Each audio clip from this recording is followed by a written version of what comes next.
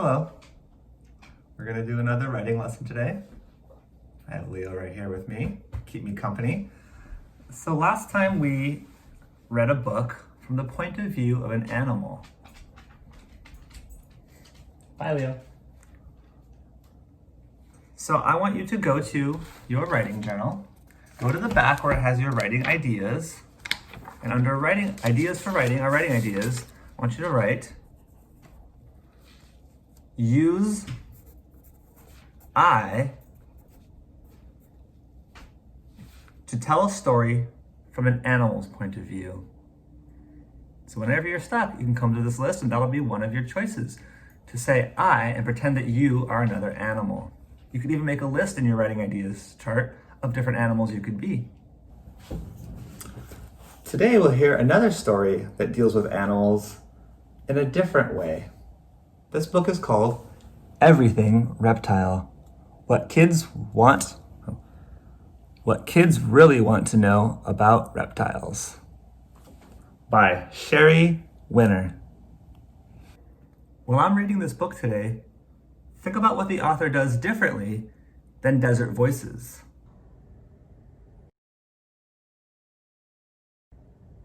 How does the author talk about reptiles in this book? Everything Reptile.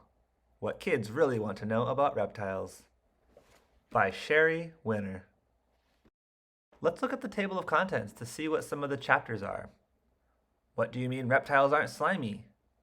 What are the biggest reptiles or the smallest? Let's skip around a little bit. Let's check this one out. How many kinds of reptiles are there? Were dinosaurs reptiles?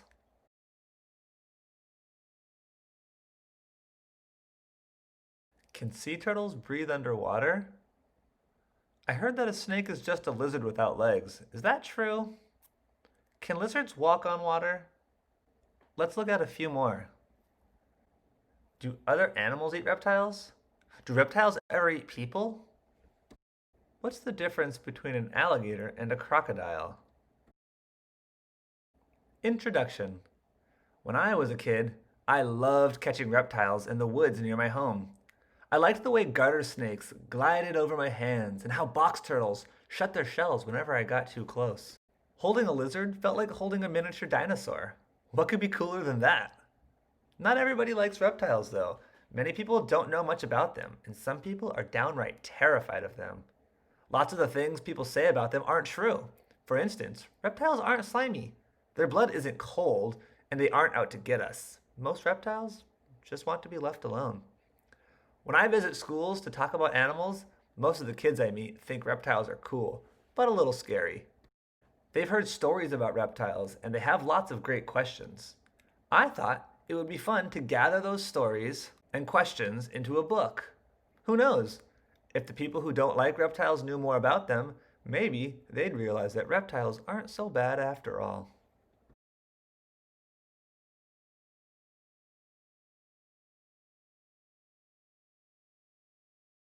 Chapter 1.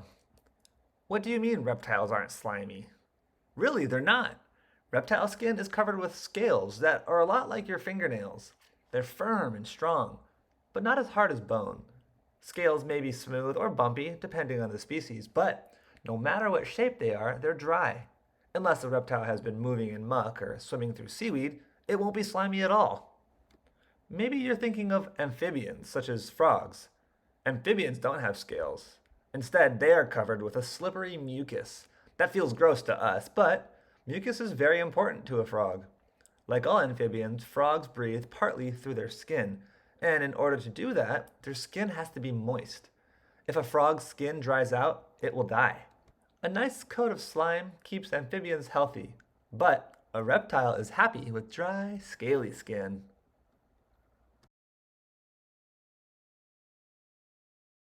Let's read a couple more chapters. What are the biggest reptiles? The smallest. Reptiles come in all shapes and sizes. The longest ones are pythons and anacondas, which can be 30 feet or 9.1 meters long, or longer. They only weigh about 500 pounds though. The heaviest reptiles are the leatherback sea turtles and saltwater crocs. Both of these giants weigh nearly 2,000 pounds, almost as much as a small car. On the other hand, many reptiles are smaller than your pinky finger. It's hard to say which one is the smallest because new species are discovered every year. Two of the smallest are lizards called the Monito gecko and the Haragua gecko. Each is just 1.3 inches long, and half of that is its tail. They only weigh 4/1000ths of an ounce, 0.12 grams, less than the weight of two Cheerios.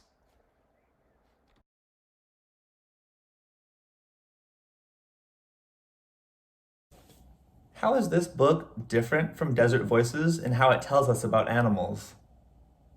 This book is part of a series, meaning there's more than one, of nonfiction, meaning it's true, question and answer books.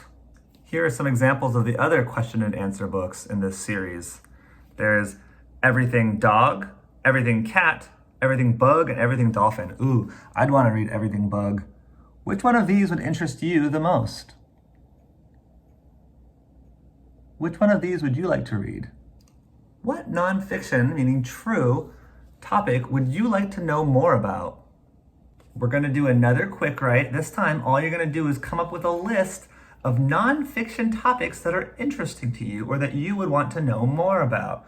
For me, I would pick insects. I would pick artists that are famous. Maybe I would pick learning more about how coffee is made. Anything that you want to know about, you're just going to make a list of all the things you want to learn more about. So 5 minutes for a quick write, okay? Ready and go.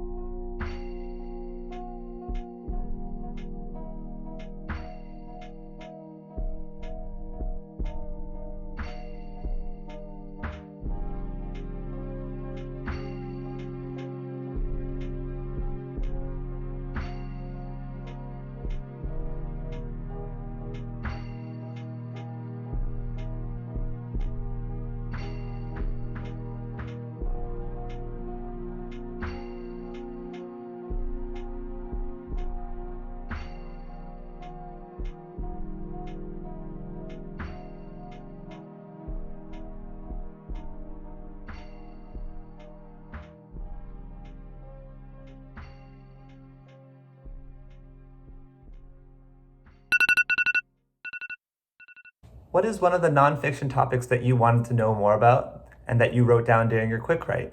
It is time for our full writing session, and today, big news, we're going to be writing for 20 to 25 minutes today.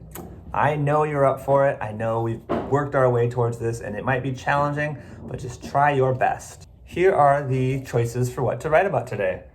You can keep adding to your list of interesting nonfiction topics. You can continue the piece you started during the last quick write, or you can continue any piece you started earlier, or you can start a new piece of writing. It's going to be anything you want to write about.